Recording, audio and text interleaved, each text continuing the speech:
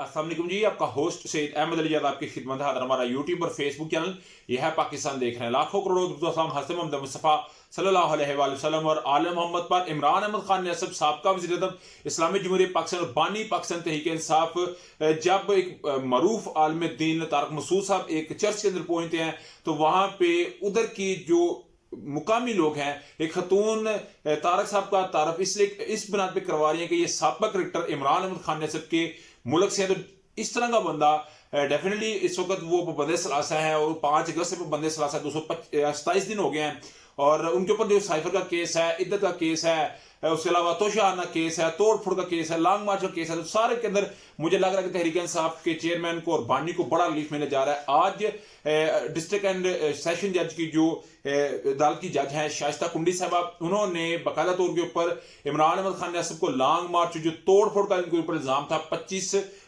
मई का, उसके अंदर जो है वो एक रिलीफ मिला है और इस रिलीफ को इमरान अहमद खान नसब को इन दोनों मुकदमा से जो है वो बरी कर दिया गया है। और डेफिनेटली जब वो बरी हो गए हैं तो एक बड़ा तहरीक इंसाफ इसको समझ दिया कि हमारे लिए एक मार का सर हुआ है। साइफर केस का मुकदमा कुछ ही वक्त के बाद लगने जा रहा है। साइफर केस में शानदार गुलजार साहबा, शाह मुक्ति साहब के वकील, उनकी बहनें, पूरा कोरम इस वक्त फिल हो चुका है। बैरिस्टर सुलेमान सदर साहब मुकम्मल तैयारी के साथ आए हैं और वो कहते हैं कि मैं मजीद जो है इस आपको सरप्राइज दूंगा। और आमद डोगर साहब पहले ये बात कह चुके हैं कि आज हमारे बानी और जो चेयरमैन है और साबका वज़ीर आज़म इमरान अहमद खान नसब, उनको 10 साल जो सजा हुई थी उसमें वो निकलते हुए नजर आएंगे। और मेरा ख्याल एक बड़ी जबरदस्त जो है वो एक जो है वो आज काम हुआ है। उधर NA81 गुजरांवाला किसी वक्त के अंदर 2018 में गुजरांवाला से और सियालकोट से क्लीन स्वीप किया तहरीक इंसाफ ने, मगर इस दफा बड़ा लंबा छक्का मारा और खुरम दस्तगीर वो हरे। नारा ब्रदर्स एक बहुत बड़ा जो है वो उनका एक नाम है और उनको राना बिलाल जाट साहब ने, जो कि साबका चेयरमैन थे पंजाब ज़कात तुशर के पूरे पंजाब के, उन्होंने मार का सर किया NA81 का। उनका डेफिनेटली 8 फरवरी के इलेक्शन के बाद नोटिफिकेशन भी हो गया, मगर अजहर कयूम नारा साहब जो कि मजहर कयूम नारा साहब के भाई हैं, मजहर कयूम नारा पहले MNA रह चुके हुए हैं और शबाशी साहब के राइट हैंड तस्वर किए जाते हैं, तो उनका भाई अजहर कयूम नारा इस इलेक्शन में खड़ा था, वो हारा। तो डेफिनेटली उनकी अगर तहरीक इंसाफ की बात हो तो उनकी दरखास्तें मुस्तरद होती हैं, नून लीग की हो तो फिर जीता हुआ नोटिफिकेशन भी वापस होता है। इलेक्शन कमीशन ने NA81 गुजरांवाला से दोबारा गिनती का नतीजा जारी कर दिया। इलेक्शन कमीशन ने अजहर कयूम नारा को कामयाब करार दे दिया। नून लीग के अजहर कयूम नारा दोबारा गिनती में कामयाब हुए। इलेक्शन कमीशन ने आजाद उम्मीदवार राना बिलाल जाट साहब की कामयाबी का नोटिफिकेशन वापस ले लिया। आजाद उम्मीदवार की कामयाबी का नोटिफिकेशन 16 फरवरी को जारी किया गया था।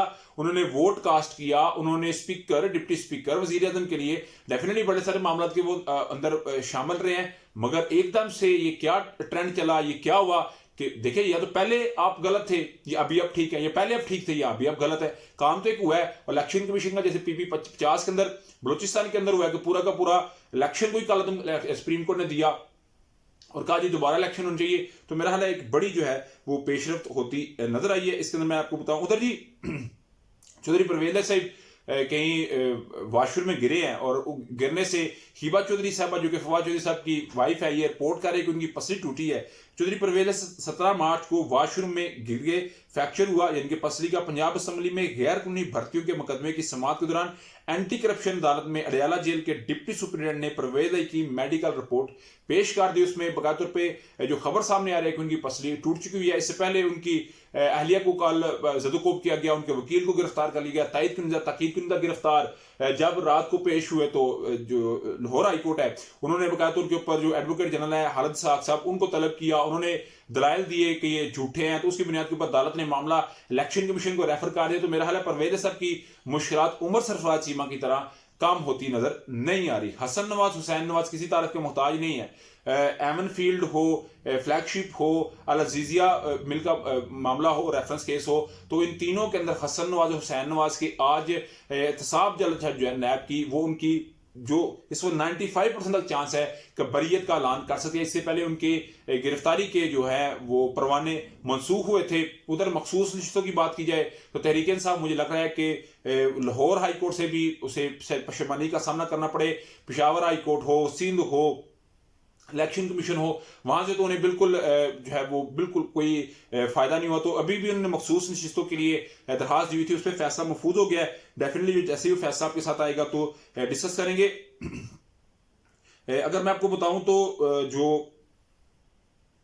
हैं पाकिस्तान के वज़ीर दफ़ा ख्वाजा आसिफ साहब, उन्होंने एक टीवी चैनल के ऊपर ये बैठ के बात की है। मैं इसकी मजीद वजाहत में नहीं जाऊंगा, सिर्फ आपके साथ खबर शेयर करूंगा। आप मुझे बताएं कि क्या आपके ये ठीक है, ये गलत है। इमरान खान साबका army chief general tyre Qamar Javed Bajwa, साबका सरबराह ISI फैज हमीद काल अदम तहरीके तालिबान पाकिस्तान TTP को वापस लाएं। 6000 परिंदे मुल्क की आबादी में घुल मिल गए, दहशतगर्दों की पनाहें गायब भी बन गई। जनरल रिटायर कमर बाजवा और जनरल रिटायर फैज हमीद को पार्लिमान में तलब करने की तहरीक पेश करूंगा। ये पाकिस्तान की 75 साल तारीख में ऐसा होने जा रहा है कि साबका जनरल और चीफ ऑफ आर्मी स्टाफ और प्राइम खुफिया एजेंसी के सरबराह को पार्लिमान, अदालतें नहीं, पार्लिमान में तलब करने की बातें की जा रही हैं। इससे पहले इस्लामाबाद हाईकोर्ट ने कल उन्हें 25 मार्च को तलब करने का कहा है। तो ये मेरा हाल पाकिस्तान की 75 साल तारीख में कोई प्राइम खुफिया एजेंसी के सरबराह और कोई आर्मी चीफ होगा जिसको इस तरह जुबान ज़दे आम और इस तरह के मामला को डिस्कस किया जा रहा है। आपका समझ मुझे लाजमी करने से शेयर कीजिएगा। नेक्स्ट होस्ट को जय दिल आपका हमें। अस्सलाम वालेकुम।